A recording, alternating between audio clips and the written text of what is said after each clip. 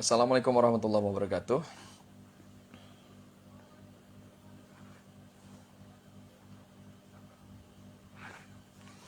Kita tunggu ya kehadiran yang lain.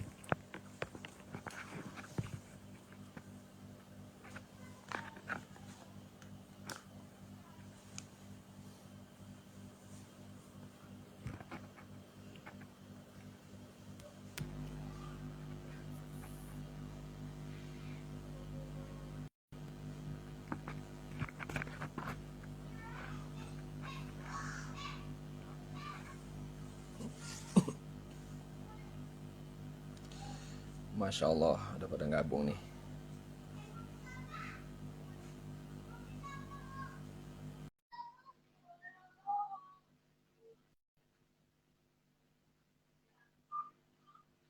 Banahan, Masya Allah.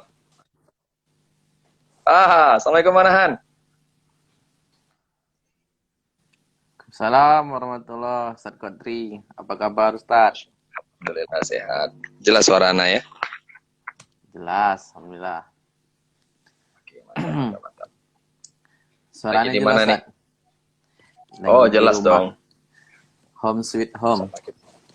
Iya, hujan Pekanbaru hujan ya, merata.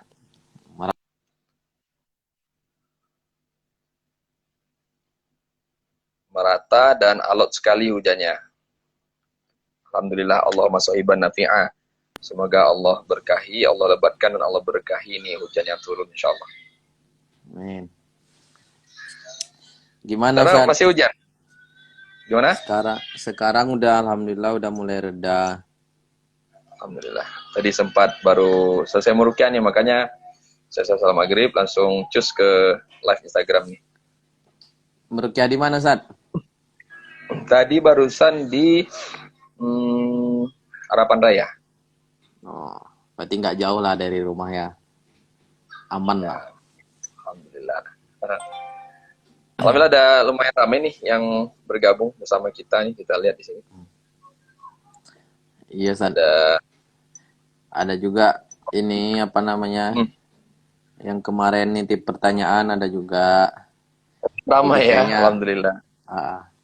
Jadi kayaknya malam ini kita bakalan apa namanya? Bakalan kupas setajam silet. Kupas ya semakin banyak kita kupas, semakin banyak yang harus kita kupas. Ya. Kan gitu. Dan waktu yang tersedia ya lebih sedikit daripada kewajiban yang ada ya. Iya. Ini menarik nih Ustaz. Apa namanya? Perkara jin nih ya. Perkara jin. Kita mulai aja, kita nyantai-nyantai aja lah ya, nggak usah terlalu serius sekali kan. Tapi perlulah kita buka dulu. Nah, perlu kita buka. Siap. Sebentar.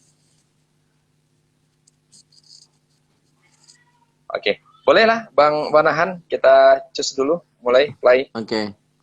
Bismillahirrahmanirrahim. Assalamualaikum warahmatullahi wabarakatuh. Waalaikumsalam. Sahabat semuanya yang di Instagram, malam hari ini adalah malam pertama, malam pertama ya, nge-live bareng Ustaz Kodri. Ini apa program kita berkaitan nih?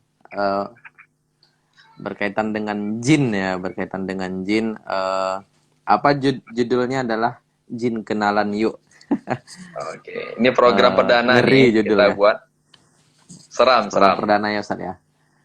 Ya, jadi pertama Ustaz sebelum lebih jauh, bagusnya kita bersyukur kehadirat Allah Subhanahu wa taala. Itu yang pertama sekali ya. Karena atas rahmat Allah juga kita malam hari ini bisa ketemu. Kemudian yang kedua, sholawat bertangkaikan salam kita hadiahkan ke Nabi besar Muhammad SAW. Allahumma sholli ala Muhammad wa ala Muhammad. Oke, itu apa namanya pembukaan ya. Kita buka malam hari dengan bacaan basmalah. Bismillahirrahmanirrahim. Masya Allah. Biar kalau kata Ustaz Kodri pernah bilang kalau tidak dimulai dengan basmalah dia bisa masuk jinnya gitu Ustaz ya. Oh iya. Jadi supaya jin ikut live bareng kita buka basmalah kan. Nah itu dia. Gawat nanti kalau jin kalau jinnya masuk enggak apa-apa. Gimana? Jinnya ikut nonton? Enggak, kalau si Jin jangan sampai nge-live bareng kita. Kalau Jun nggak apa-apa. Jun tuh siapa? Ya, ya, super Jun lah pokoknya. Ya. Ya mungkin kita sapa. Terima kasih teman-teman yang sudah ikut bergabung di live kita ya. Assalamualaikum semua. Assalamualaikum. Ada PKRI. Oh, ada PKRI. Ada Kak Repni. Ada Hmm, Bang Muhammad Alpisaharin. Ngajak apa namanya? Ngajak bakar-bakar ikan. Bakar-bakar ya. ayam apa ikan nih? Ada Bang Abdurrahman Hafiz. Ya, makasih Ya, sudah ya. berhadir. Eh, Yuk diajak, di-share ya, di-share, diajak teman-teman supaya apa namanya? Supaya seru. Karena ini yang namanya jin, ini kan sangat apa namanya? Sangat perlu kita ketahui sebenarnya bagaimana yang sesungguhnya gitu kan. Kalau ada pertanyaan terkait materi kita nanti boleh ya eh, langsung di langsung di-share ke apa namanya? Langsung kita. Langsung ketik boleh atau langsung japri ke saya boleh yang ada nomor saya ya. Oke, Lah, Ustadz pokoknya langsung kita Kodri. respon deh, Banan. Langsung siap, siap. Langsung kita respon. Oke, Ustadz Kodri. Ini sebelum lebih jauh, Ustadz Kodri. Kan kita judulnya itu kan berkenalan, jin kenalan yuk. Ya. Ini pertanyaannya nih, pertanyaan. Kan orang kita nih kan taunya jin, iblis, setan. Mereka nih kan beda nih kalau secara huruf ya. Secara huruf, secara kata. Kalau secara sebenar-benar dan secara sebenar-benarnya gitu. Jin, iblis, setan ini beda apa enggak? Seperti itu. Oh ya. Terima kasih. Pertanyaan luar biasa, super duper pokoknya deh.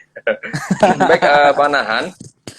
Ah, Eh, Jin, iblis, setan. Ya, saya pernah melakukan kalau di survei enggak ya, dalam observasi juga enggak sih. Tapi nanya-nanya aja ya dengan ah, beberapa orang, adalah 10 orang lebih lah kurang lebih gitu kan, nanya tentang hal ini ya kan. Jin, iblis, setan. Kira-kira sama atau enggak? Termasuk juga dalam kajian-kajian rukyah itu saya tanya juga, ternyata masih banyak yang belum bisa ya menjawab dengan benar ya antara jin, iblis dan setan. Apakah dia sama atau beda? Kalau sama, kalau beda, bedanya di mana begitu kan? Nah, jin itu, jadi Allah itu kan menciptakan banyak makhluknya. Ada malaikat, ada jin, ada manusia, ada hewan, ada tumbuhan. Jadi yang saya sebutkan tadi itu semuanya termasuk dalam bangsa dari macam-macam yang Allah ciptakan makhluknya, ya. Itu bangsanya. Jadi jin itu bangsa besarnya, manusia itu bangsa besarnya, malaikat itu bangsa besarnya gitu. Nah, kemudian Oke, nah itu jin itu. Nah, kalau itu iblis, jin tuh. iblis itu iblis itu salah satu dari jenis atau dari bangsa jin. Nah, itu iblis. Nanti bisa dilihat surah Al-Kahfi ayat 50. Eh, di situ dijelaskan oleh Allah Subhanahu wa taala bahwa iblis itu dari kalangan jin. Dan memang dia satu-satunya jin yang pernah tinggal di surga, dan namanya dulu bukan iblis tapi Azazil. Karena ketidaktaannya kepada Allah, maka Allah ganti namanya dengan seburu-buru nama, dan cuma satu-satunya yang memiliki nama dalam dunia ini iblis itu ya cuma satu. Seburuk-buruknya orang, sejahatnya orang, semaksiat-maksiatnya orang, tidak mau dibilang iblis. Nah, sedangkan setan, ini dua hal yang berbeda. Setan ini bukan gini, setan itu adalah sifat ya. Ada sifat, dia itu segala sesuatu yang bersifat sombong, jadi syata yasitu kan. Jadi segala sesuatu yang bersifat sombong, angku, congkak, atau menghalangi beribadah kepada Allah, mengajak kita berbuat kemaksiatan, itu termasuk kategori setan.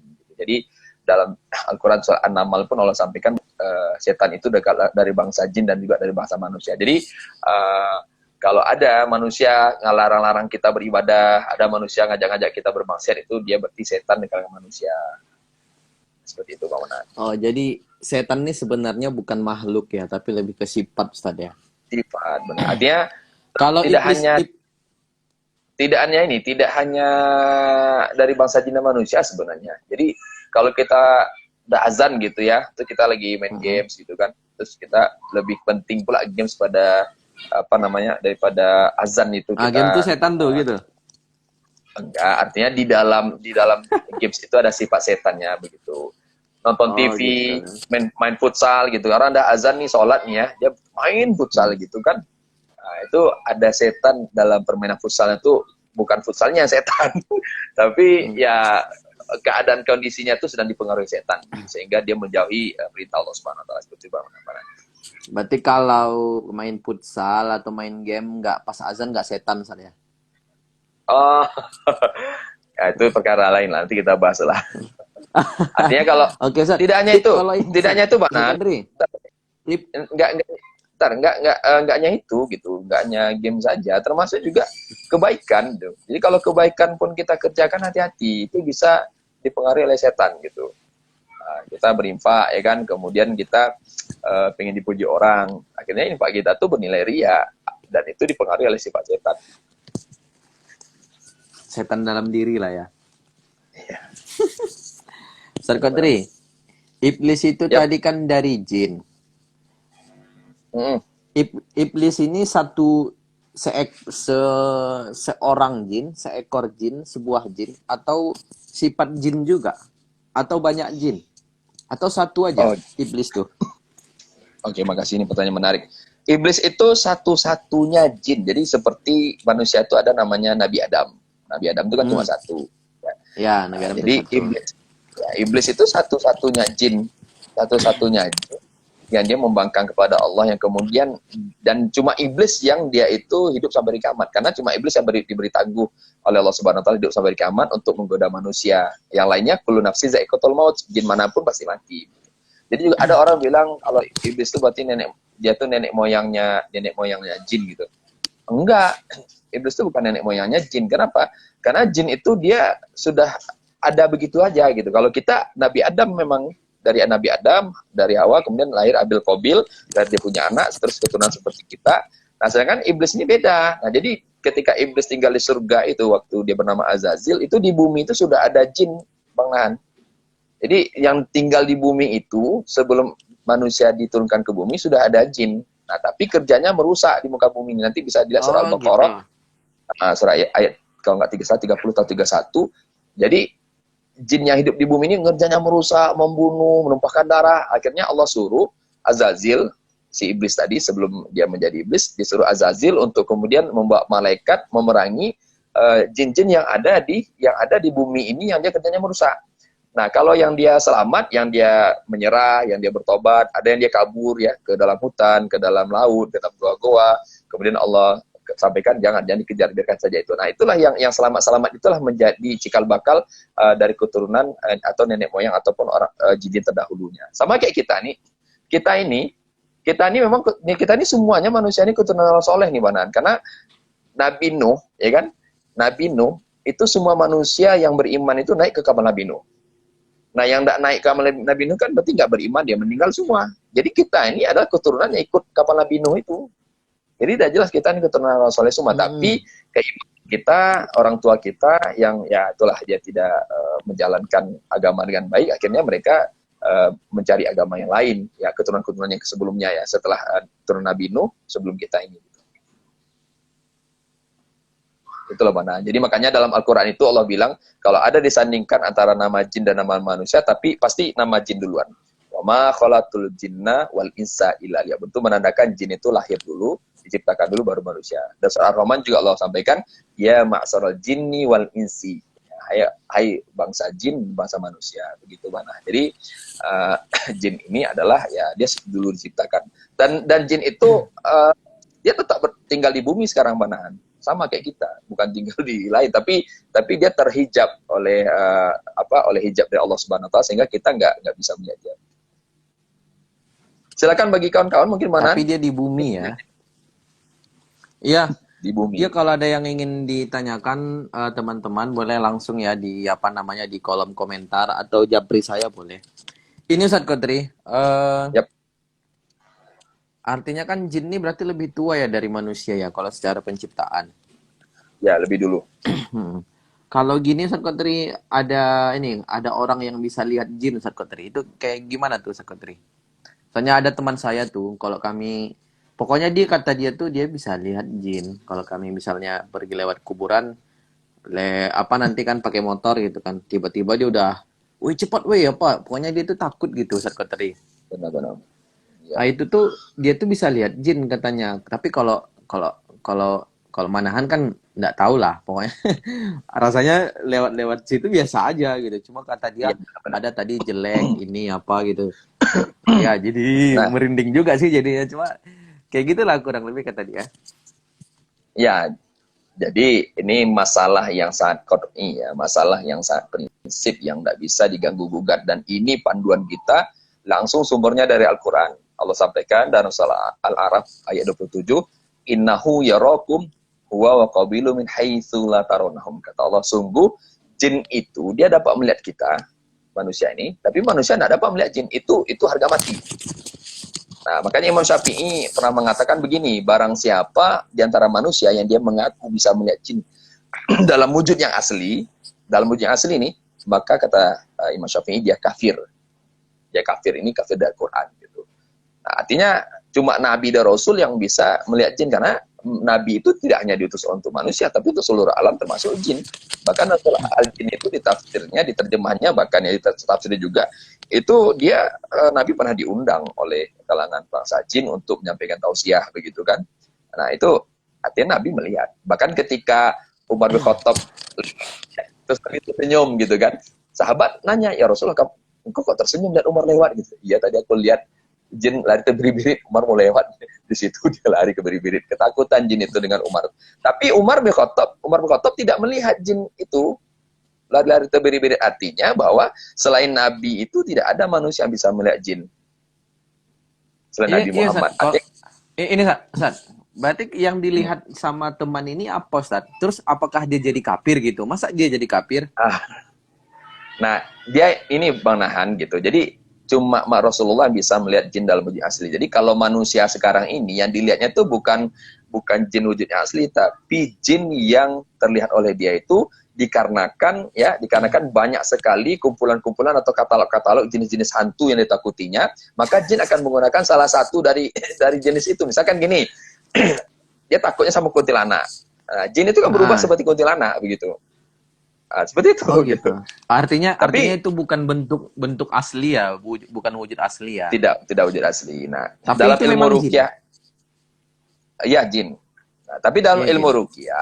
dalam ilmu ruqyah nih kita jadi panduan kita ya. Dalam ilmu ruqyah itu sampaikan ada 4 ya penyebab manusia itu bisa melihat jin. Dan ini nggak terlepas Hmm. dari 4 ini. Yang pertama, kalau ada manusia selain Nabi dan Rasul, dia mengaku bisa melihat jin, maka pertama dimungkinkan dia berbohong. Salah satunya untuk kepentingan dia gitu, atau nakut-nakutin, padahal tidak. Dia, saya bisa lihat, padahal enggak gitu. Itu bohong. Ah, Yang kedua, oke. dia ada gangguan psikologis.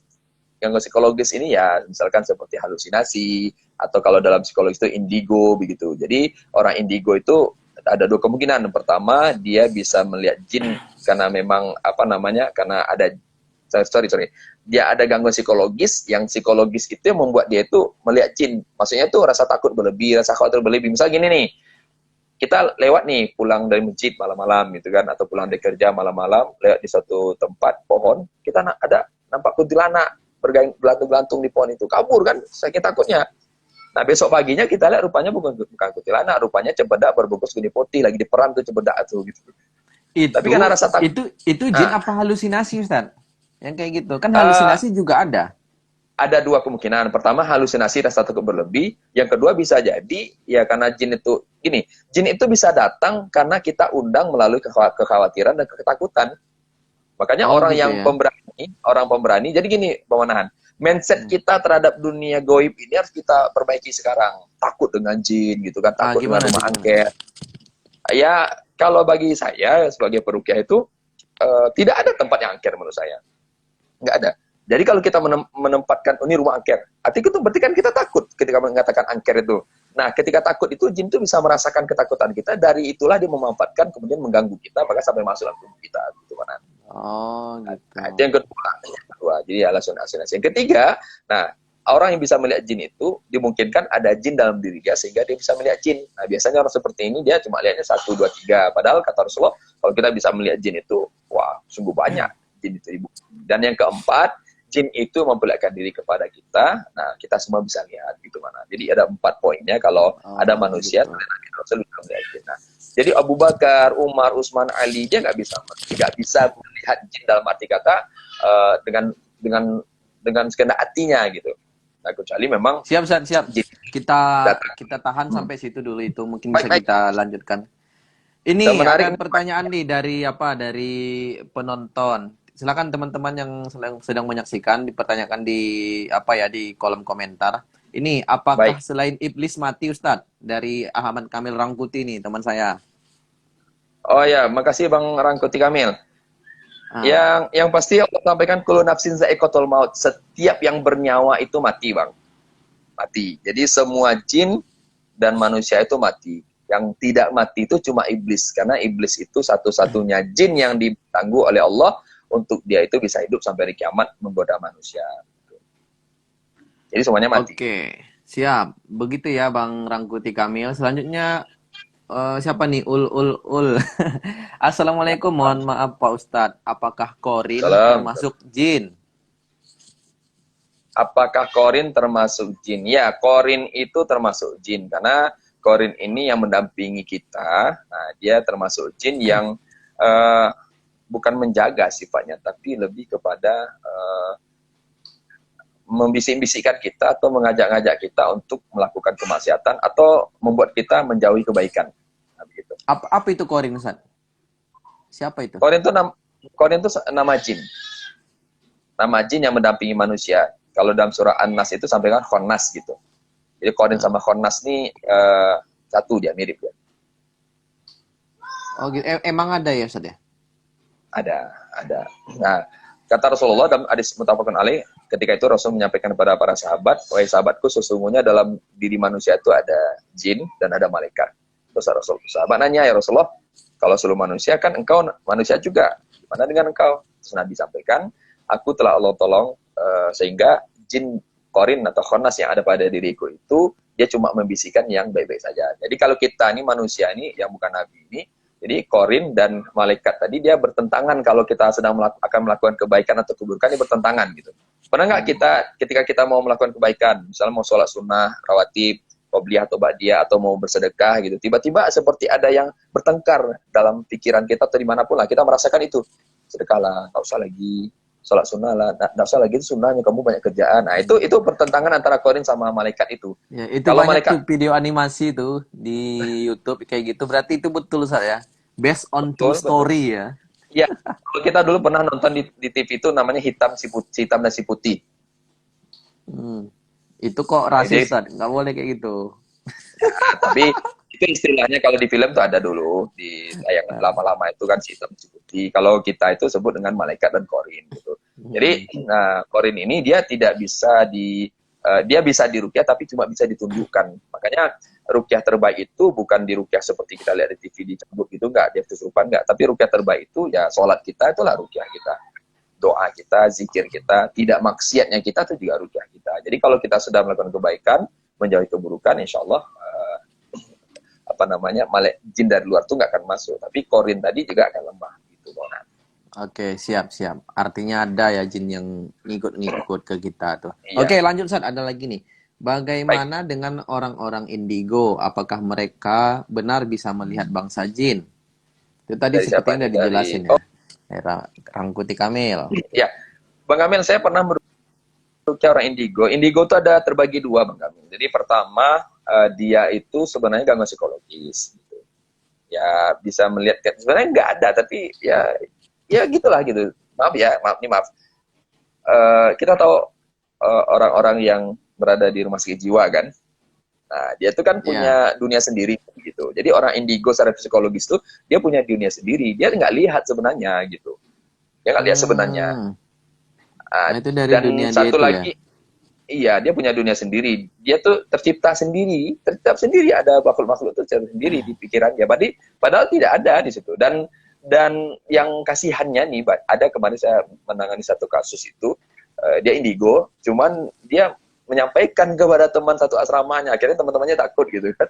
Ya maksudnya kalau bagi kita yang punya gangguan indigo atau masalah di indigo, ya kita janganlah kita bilang-bilang, ya nikmati sendirilah dunia tuh, itu aja. Ya, dan yang kedua, dimungkinkan gangguan jin, karena memang kalau jin masuk dalam tubuh kita bisa, mata kita ini bisa melihat jin, telinga kita ini bisa mendengar hal yang berbau jin. Gitu. Nah, seperti itu, Bang. Oke, Sat. Ini Ustaz, kalau kesurupan itu sebenarnya apa Ustaz? Kesurupan itu sebenarnya apa yang sebenarnya terjadi?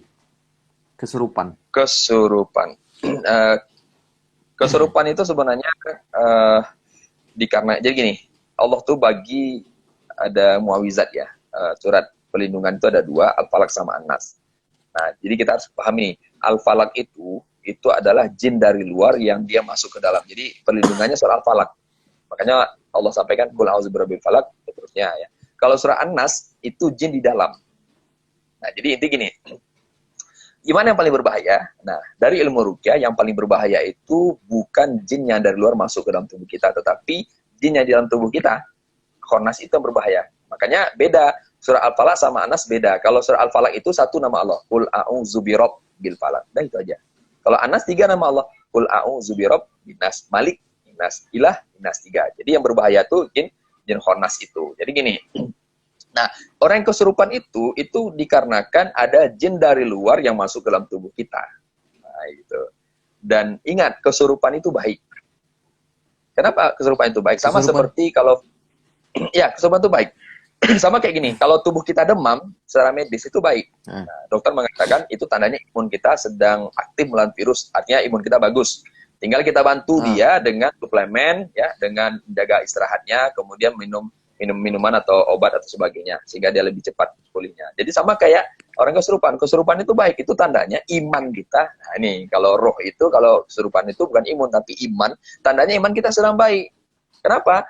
Dia sedang membuat jin dalam tubuh kita tuh terganggu, terusik dikarenakan kita masih beriman kepada Allah Subhanahu wa taala, sehingga jin itu menunjukkan reaksinya. Tinggal kemudian ya tadi kita tingkat selama kita ada gangguan-gangguan tadi, misal gini, dari kesurupan itu dibagi dua banan, kesurupan total dan sektoral. Kalau total itu yang ngamuk-ngamuk itu, kalau sektoral itu yang kita merasakan aneh-aneh aja ya, pada perasaan, pada sikap kita, pada fisik kita, pada keadaan hidup kita tuh kayak merasa sial sebagainya, banyak itu macam-macam gangguannya. Pokoknya secara manusiawi, secara manusia kita kayak nggak manusia gitu. Secara muslim kita nggak kayak orang muslim gitu.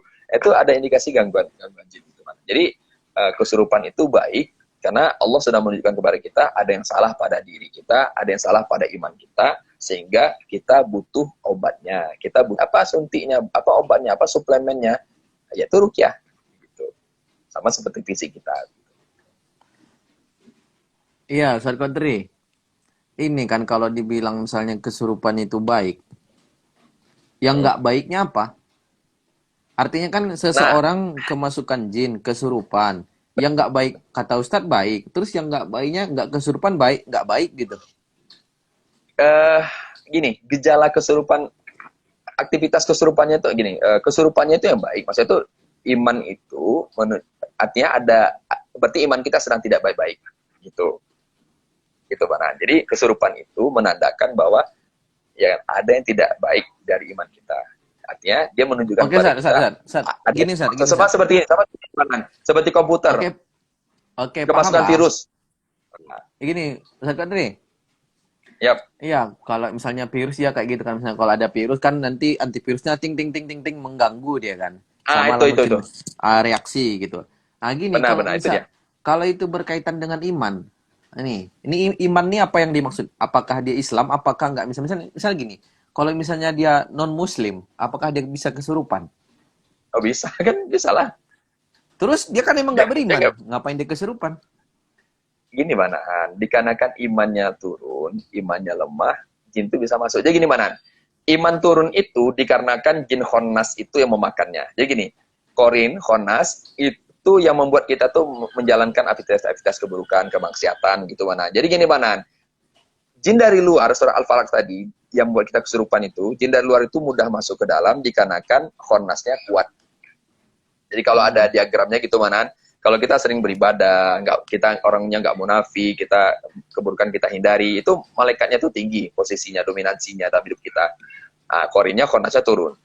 Tapi kalau kita itu munafik atau kita ibadah kita lemah, maksiat kita banyak, khonnasnya tinggi dan malaikatnya rendah. Nah, makanya mudah. Jadi gini, sama kita kalau masuk lamaran kerjaan, nah yang paling mudah ngelamar kerja itu kalau ada orang dalam kan.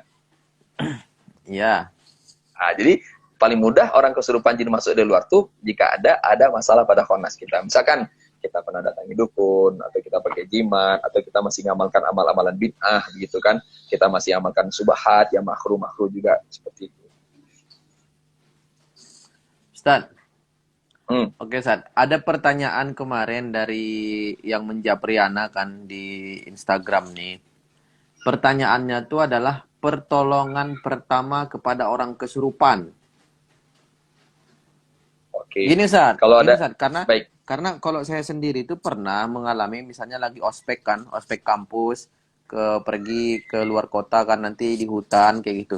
Tiba-tiba kesurupan Ustaz.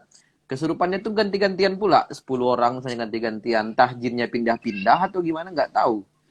Itu pula kerjaan panitia kan ngurusin orang kesurupan. Ya, ya gini Banahan.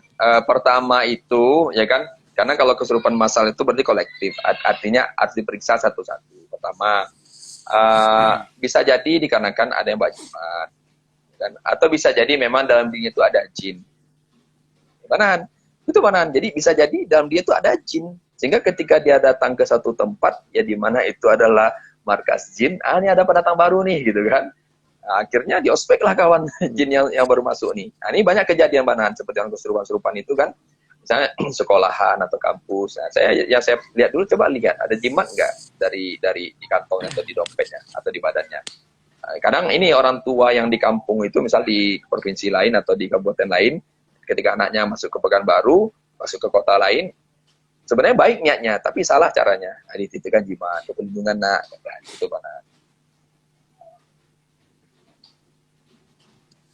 Itu mana? Oh gitu ya. Jadi pertolongan pertamanya itu pertama adalah cek diri kita. Ada nggak kita pernah ada nggak kita masih pegang jimat? Kalau ada pegang jimat, bakar itu. Baca kursi satu kali ya, dalam keadaan berwudu, kemudian bakar. Itu satu. Cek jimat dulu. Kemudian kedua adalah pertamanya cek kemaksiatan kita, dosa kita. Langsung kita istighfari 100 kali. Seperti sunnah Nabi, 100 kali. Nah, seperti itu. Baru kemudian kita cek lagi cek kelemahan kita gitu kan. Nah, itu pertama. Tapi kalau lihat ada orang kesurupan, ini pada kalau diri kita yang kesurupan ya masih gitu. Tapi kalau ada yang kesurupan terus kita lihat, kita kayak mau menahan lah di ospek atau di kegiatan kampus di outing misalnya kan, lihat ada yang kesurupan gitu. Yang pertama yang harus Bang Nahan lakukan itu adalah pastikan dia itu di karantina dulu, dijauhkan ya, diisolasi dulu dari orang-orang yang nggak kesurupan gitu. Jadi kalau dia perempuan, jauhkan dia dari hal-hal yang bukan mahramnya. Kemudian kedua, tutup auratnya pakai mukena gitu kan. Nah, baru kemudian ya kan, kemudian cek dulu dompetnya, pinggangnya. Kalau dia perempuan, suruh perempuan, atau di pinggangnya ada benang-benang jimat gitu kan. Cek jimat-jimatnya dulu. Kalau sudah selesai itu, nah baru kemudian kita cek dulu nih gitu, kesurupannya tuh sektoral atau total. Kalau total, dia nggak bisa diajak diskusi. Karena orang kesurupan tuh Banahan, dia sama seperti ini ibaratnya. Gimana ya? Kalau ini diri kita, di tengah ini jinnya. Jadi kalau orang kesurupan itu, jin itu mengurung kita di dalam. Jadi kalau orang kesurupan itu sama seperti kita tidur, tapi kita masih mendengar suara orang-orang sekitar kita. Kita masih mendengar, kita tahu kita sadar di mana. Itu kesurupan sektoral. Nah, kalau dia kesurupan sektoral, kalau menurut saya, dalam ilmu ruqyah itu, ya nggak perlu di ngajiin dulu. Panggil orangnya dulu, panggil namanya. Sadarkan dia. Apakah dipukul punggungnya pelan-pelan, atau dipercikan pakai air, baca bismillah ke muka dia. Panggil orangnya dulu. Kalau sekiranya nggak bisa karena orangnya itu dengar. Jadi, perlu dikeluarkan orangnya tuh, perlu diganti posisinya sehingga orang itu mendorong jin yang tadi menimpa dia tuh terdorong keluar gitu. Jadi misalnya Banahan kesurupan nih gitu kan. Nah, saya panggil Banahan, bangun Banahan gitu. Banahan, sadar, saya mau ngomong sama Banahan. Banahan, kuat Banahan, lawan Banahan. Banahan pasti bisa, dorong dia keluar. Nanti Banahan dengar itu. Nah, Banahan ketika kesurupan itu Banahan perlu digitukan. Perlu dimotivasi sehingga Banahan astagfirullah dari dalam istighfar kemudian mendorong jin keluar, Banahan balik lagi. Jadi nggak perlu dibacain Quran kalau kesurupan sektoral. Tapi kalau kesurupan total gitu, kesurupan total itu ya nggak sadarkan diri, udah diajak komunikasi, udah dipanggil Banahannya, nggak bisa muncul juga, berarti bacain Quran. Saya pernah menangani kasus seperti itu tuh sering gitu. Karena ada kesurupan di suatu perumahan kan, nah, ada tetangga baca-bacain kan, saya datang aja ke situ. Saya tanya nama siapa namanya Bu, sebutkan sama ibu itu namanya. Saya panggil aja namanya. Nggak saya ngajiin. Terus yang ngaji tadi, kok bisa gitu Ustaz? Lama belajarnya, saya bilang begitu. Iya, mantap. Kita dapat ilmu Nah, yang gitu. lama dipelajari sama Ustadz Kodri ini. Iya, jadi kesurupan tuh yang pertama nggak usah panik. Karena kepanikan itu dari jin. Dan kepanikan kita itu membuat kita tuh menjadi, kayaknya kesurupan tuh malah kita jadi gitu kan. Terutama kalau, ya gini mana? Kalau ada kesurupan di suatu acara kemah atau apapun, itu yang penakut-penakut itu jauhi dari situ. Karena dia dari rasa takut dia, ini takut, dia tahu, masuk dia ke situ. Bisa Iya, jadi iya, dia iya. pindah, atau teman yang lain yang sedang mengantri ini masuk ke sana. Nah, berarti kalau kemah, kalau ada yang kesurupan, berarti ada yang salah dari kemah itu. Pertama, ikhtilat, berdua-duanya mungkin. Atau kedua, ada yang kedua, adab-adabnya nggak lakukan, nggak baca bismillah, masuk tempat itu mungkin. Atau kalau masak tuh, buang sembarangan sampahnya. Itu sering tuh anak kemah tuh, datang ke klinik kan. Gitu ngomong, kenapa aku masuk? Saya bilang kan, dia merusak tempat kami, Ustadz, kata. Oh, dia kemah Ustadz, kata temannya kan. Ya udah, itu kesalahan dia. Nanti saya ingatkan supaya dia nggak begitu lagi. Saya bilang begitu. Ya Ustaz, makasih Ustaz. Langsung pergi aja, nggak perlu saya ngaji-ngajiin.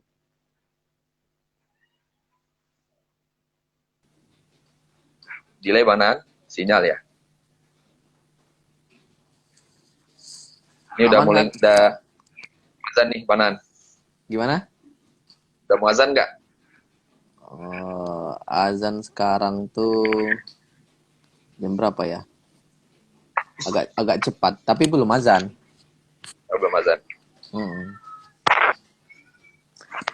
Ini Ustadz, Hmm. biar biar kita nih aman sebenarnya dari jin. Artinya kan kalau Tadi dari kita Banan, dari Bang Adra ini nggak dengar suaranya Ustaz.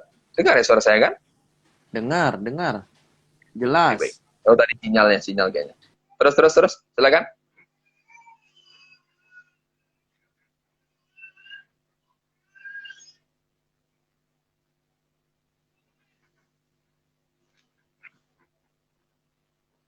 Sinyal Banan.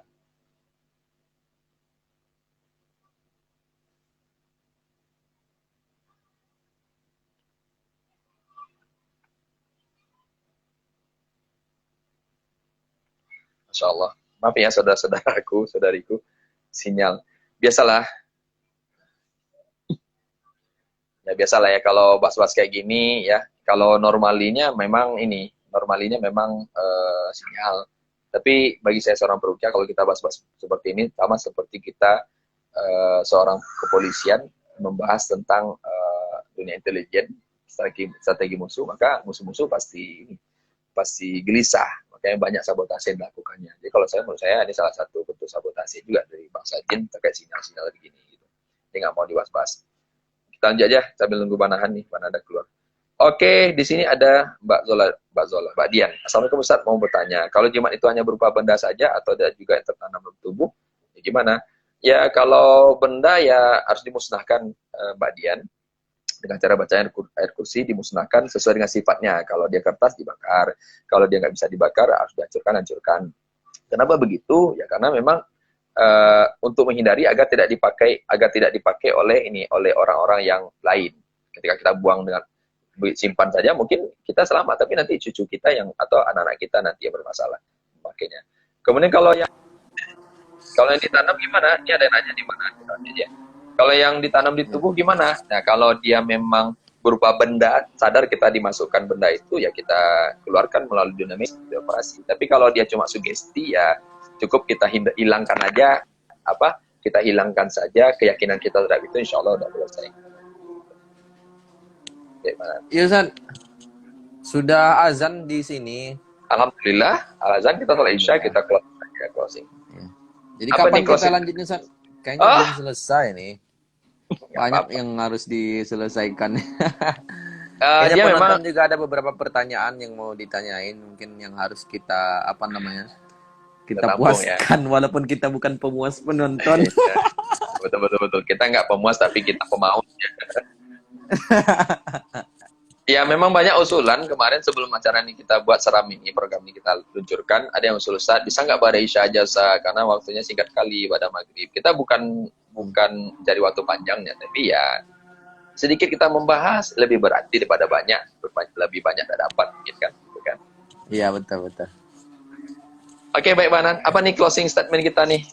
Oke, Sat. Jadi untuk closingnya mungkin seperti itu teman-teman. Kalau jin itu memang duluan ada ya sebelum manusia di bumi, kemudian jin ini diperangi sehingga ada tinggalnya sekarang di gua-gua, di gunung-gunung itu kemudian tidak dikejar sama malaikat.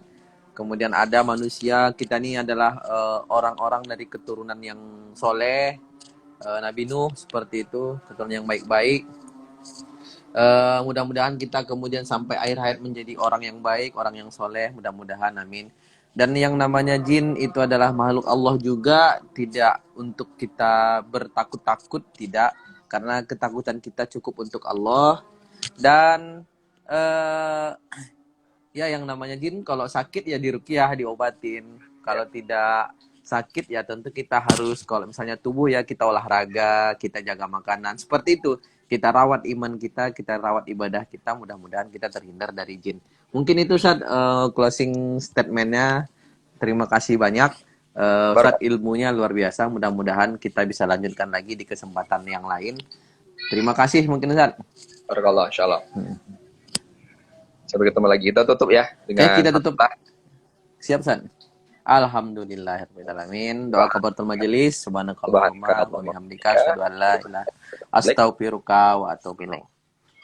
Assalamualaikum warahmatullahi wabarakatuh. Baik, bagi teman-teman, bagi saudara-saudariku, Bapak Ibu semua yang mau ngusulin judul-judul untuk seram ya seputar ruqyah dan Islam selanjutnya bisa disampaikan nanti di DM saja ke Instagram saya atau Instagram Panaan boleh ya.